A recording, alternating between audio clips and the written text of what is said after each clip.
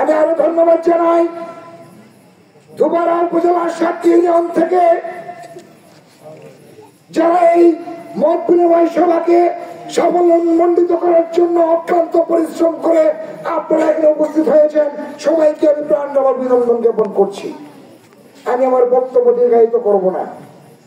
প্রিয় ভাইয়েরা আমার, প্রিয় বন্ধুরা আমার, অনেক বক্তব্য আমরা শুনেছি। এখানে সিনিয়র নেতৃবৃন্দ থেকে আরম্ভ করে ইউনিয়ন পর্যায়ের যুবদলের নেতৃবৃন্দ থেকে অনেক কথাবার্তা আমরা শুনেছি।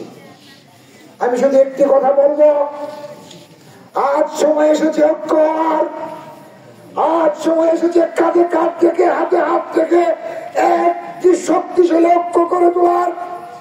সেই ঐক্যকে সামনের দিকে এগিয়ে নিয়ে আসছে সামনে আগত দিনগুলো যেন আমরা যুবদল একত্রিত হয়ে একটি পরিবারে বসবাস করতে পারি, সে আশা ব্যক্ত করলাম। প্রিয় ভাইয়েরা আমার,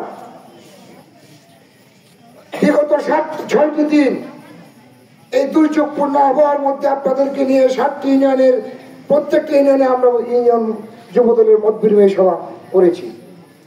আমি পরম সৃষ্টিকর্তার কাছে কৃতজ্ঞতা জ্ঞাপন করছি।